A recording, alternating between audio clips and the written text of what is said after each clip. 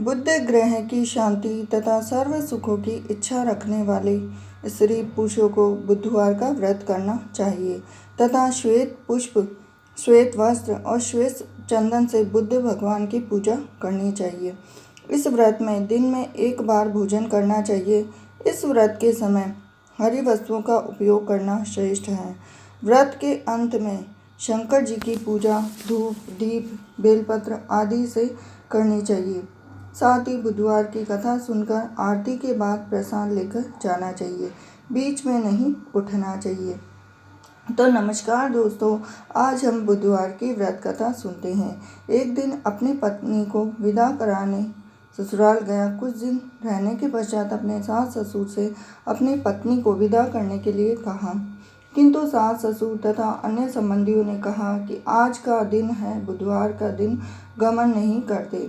वह व्यक्ति नहीं माना। अपने हठ धर्मी करके बुधवार के दिन ही पत्नी को विदा कराकर अपने नगर को चल पड़ा। राह में उसकी पत्नी को प्यास लगी तो उसने अपने पति से कहा कि मुझे बहुत जोर से प्यास लगी है। तो वह व्यक्ति लोटा लेकर गाड़ी से उतरकर जल लेने चला गया।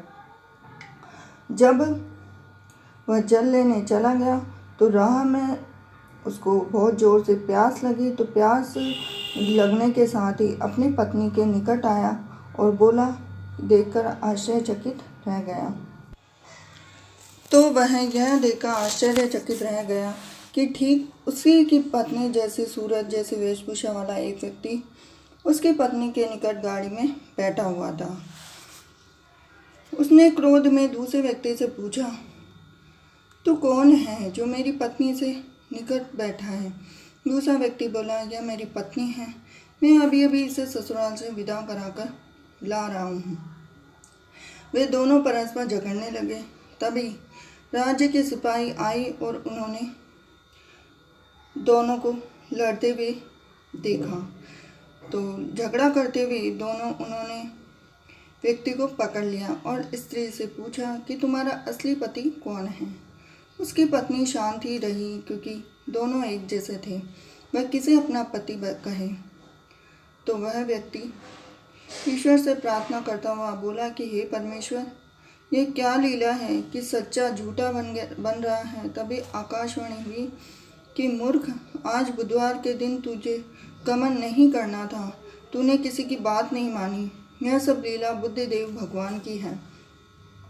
उस व्यक्ति ने भगवान बुद्धदेव से प्रार्थना की और अपनी गलती के लिए क्षमा की याचना की।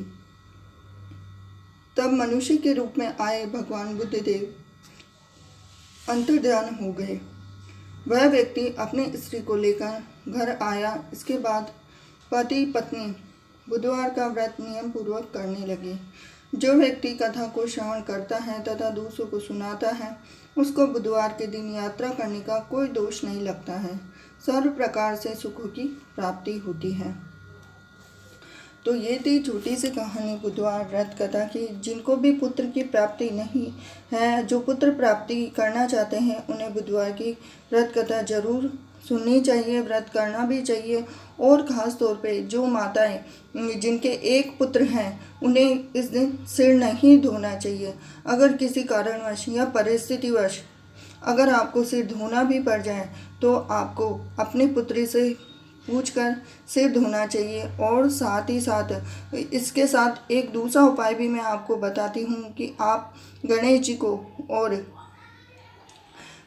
को आप अपना भाई बना लीजिए, बड़ा भाई बना लीजिए और उनसे प्रार्थना करके आप फिर सिर धो सकते हैं। क्योंकि जब सिर धोती है तो उससे पूरे परिवार पर प्रभाव पड़ता है। इस प्रभाव के कारण बुद्धदेव के प्रभाव के कारण जो गणेश जी महाराज है, उनको बड़ा भाई मानने पर सारे कष्टों का नाश हो जाएगा। तो ये थी छोटी सी जानकारी गणेश जी की कथा के साथ। इसको सुनने मात्र से राजयोग की प्राप्ति होती है।